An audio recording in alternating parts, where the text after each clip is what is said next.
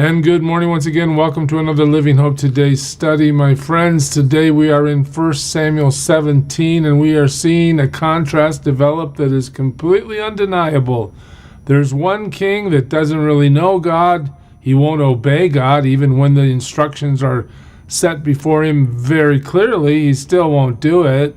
And then there's another person, a shepherd boy, somebody that would be nominal, weak, maybe discarded as unimportant. But that person believes the Lord can do whatever the Lord wants to do. He will not leave his servant unattended. He will defend him. Well, that's David, obviously. David's already been anointed king by Samuel. But today, God proves it. God shows the difference between fear and faith through the life of Saul and the life of David. Let me show you what I mean. It's a long chapter, so we're going to have to hurry today. Now the Philistines gathered their forces for war and assembled at Socoh in Judah. They pitched camp at Ephes Damin between Socoh and Azekah. Saul and the Israelites assembled and camped in the valley of Elah and drew up their battle line to meet the Philistines. It was common in the ancient world that one army would be on one ridge and one army would be on the other ridge, and there'd be a valley or a plain in between them where they would eventually, after looking at each other for a while and screaming threats at each other, they would eventually rush into that middle ground and kill each other to see who could win the battle. All right, so that's what's set up here in the first part of chapter 17. The Philistines occupied one hill and the Israelites another, with the valley between them.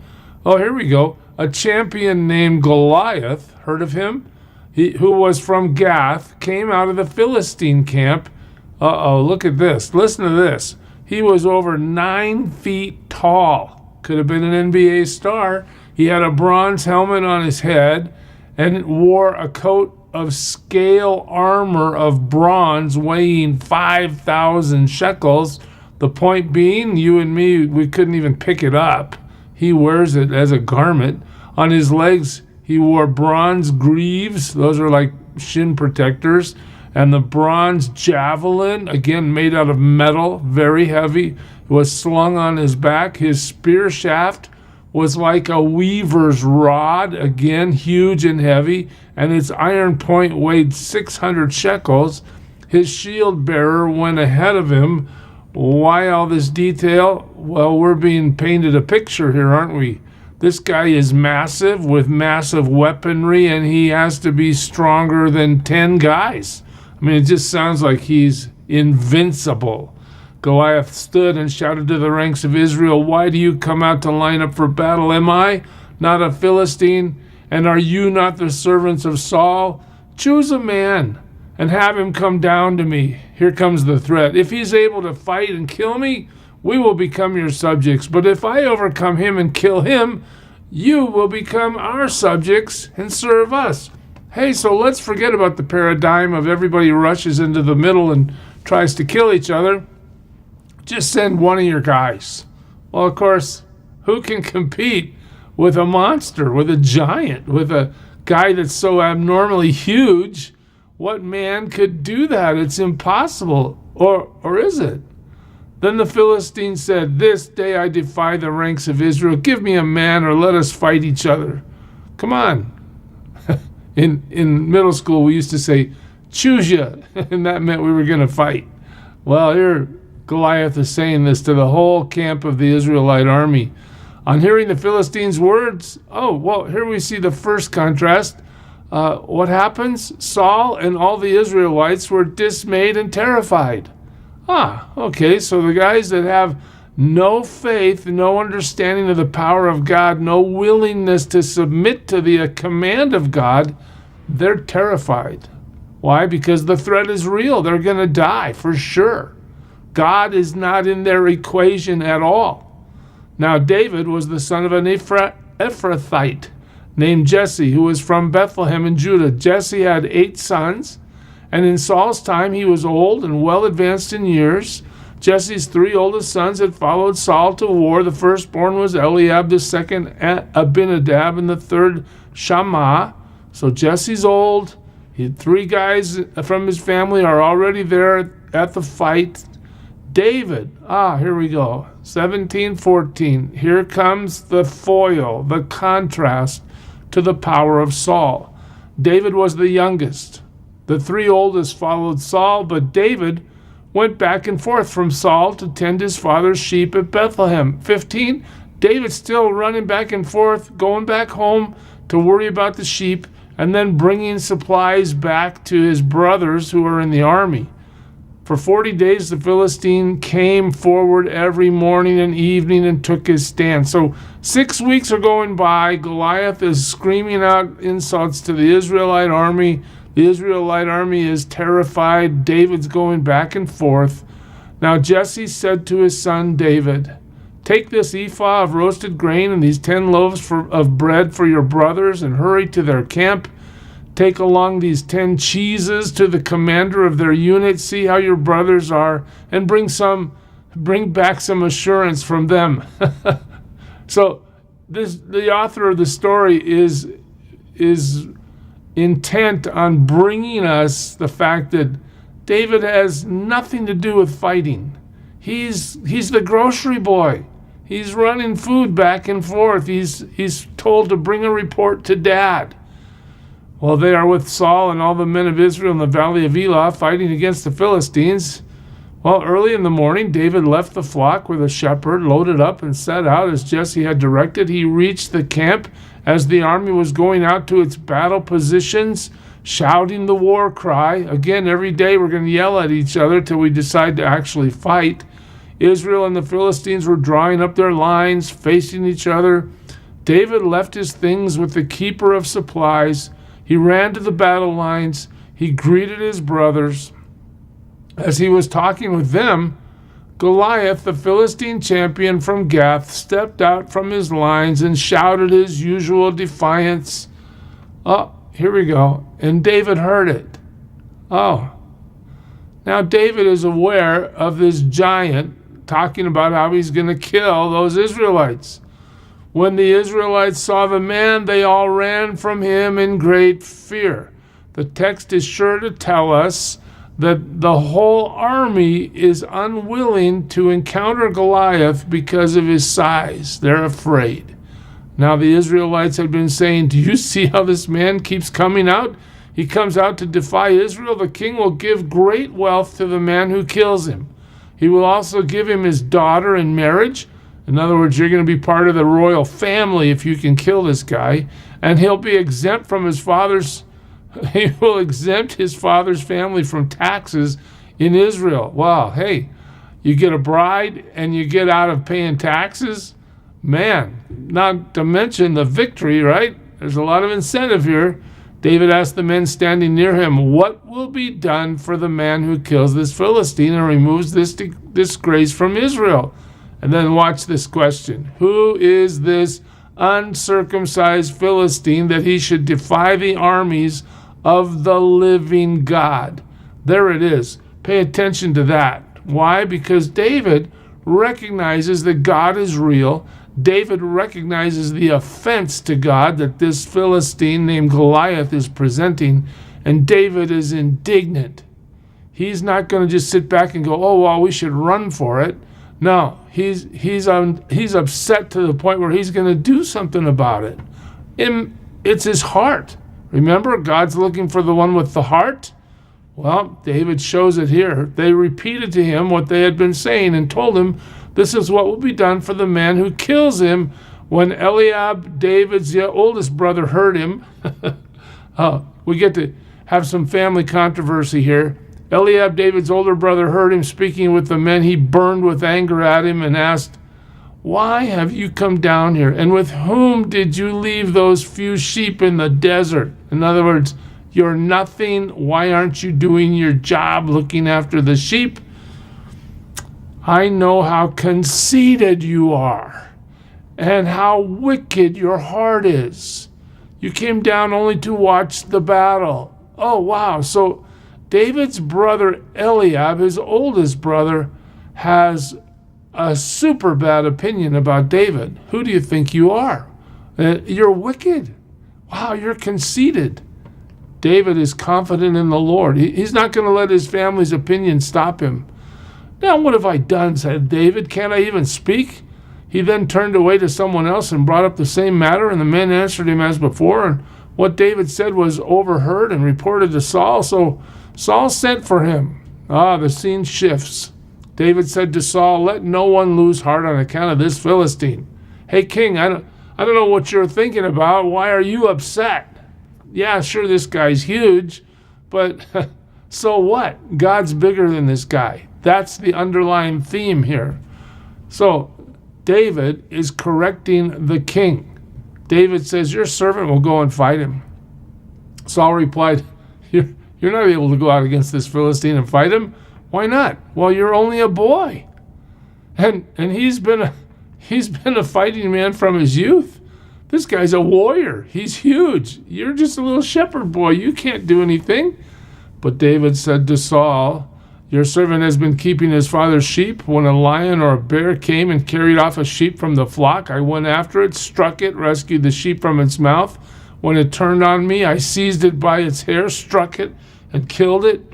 Notice two things. David is fearless, right? But the second thing to notice is God has already prepared David for fighting through these experiences that he's had while he has been this insignificant little shepherd boy out in the field. All right? He went after it, it says. All right.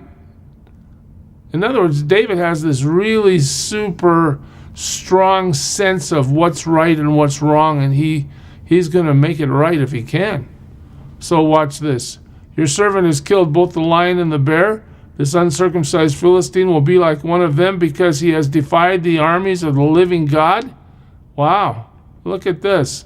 The Lord who delivers me from the paw of the lion and the bear, and the paw of the bear will deliver me from the hand of this Philistine. Saul said to David, go, and the Lord be with you. David has full confidence, absolute confidence, but his confidence isn't in himself. His confidence is in the God he serves. The Lord will deliver me.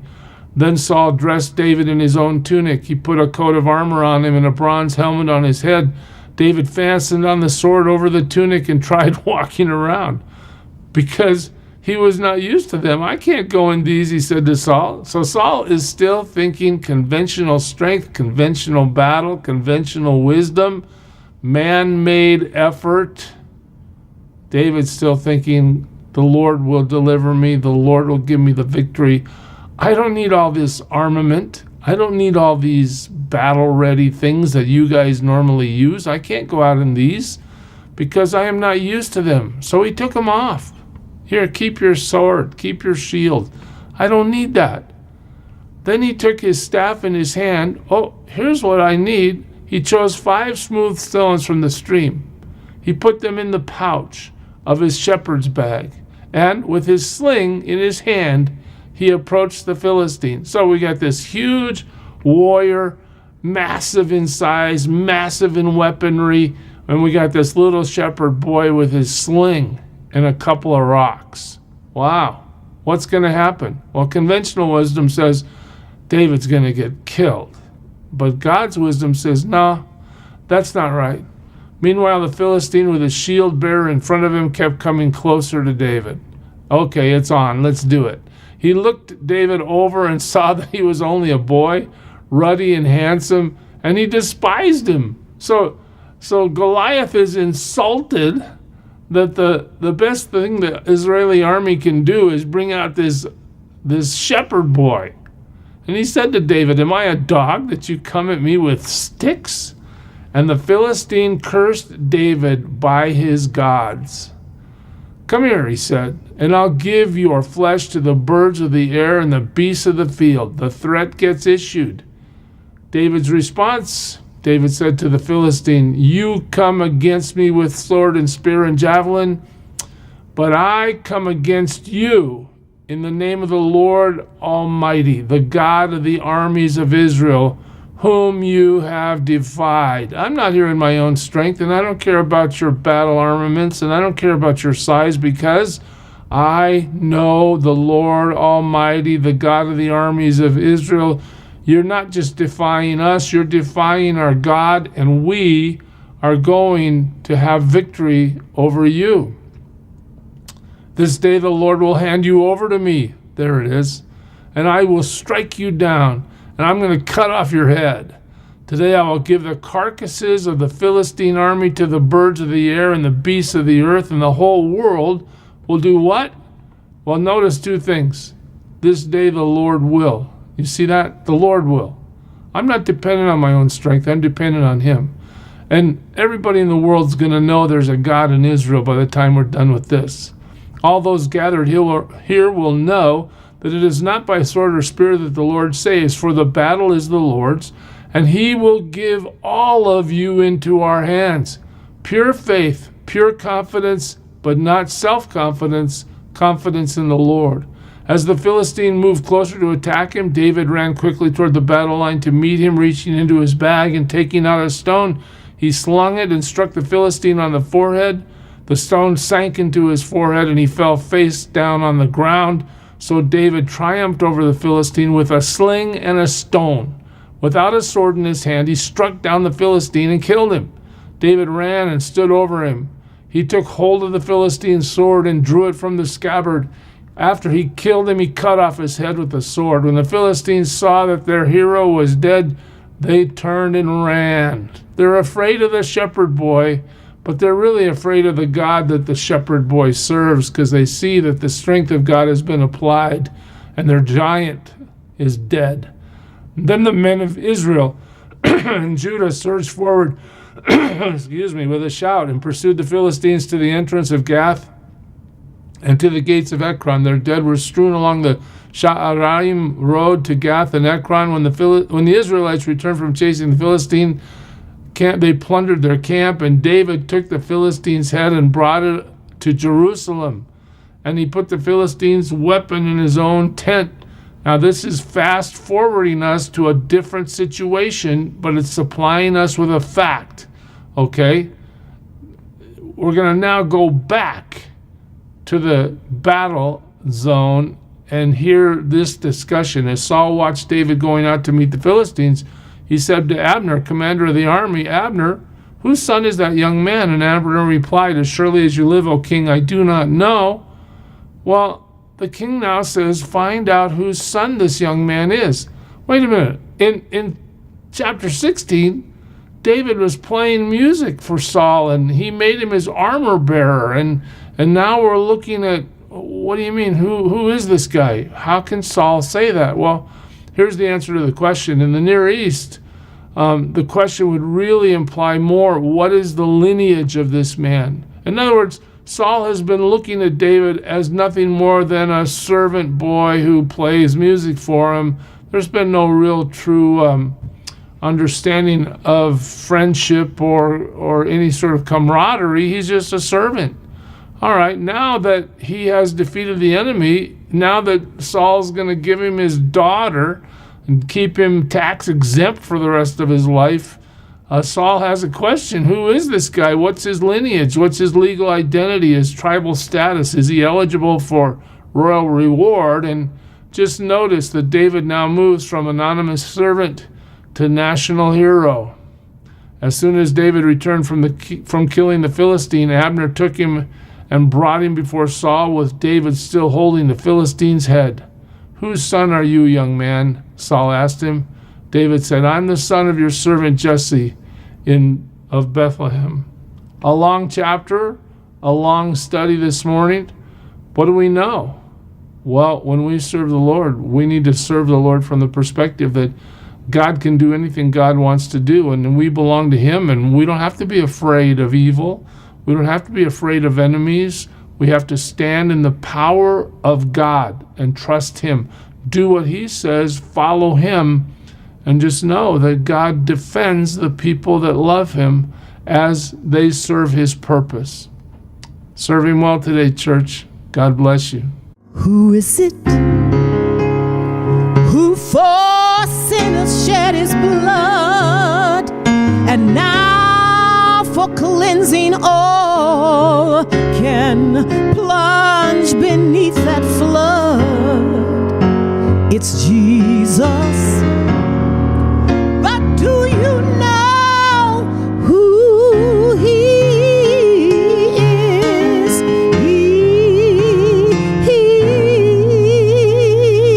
He's the image of the invisible God, and He's the brightness of His glory, the first, the last, the future, the past. He is God.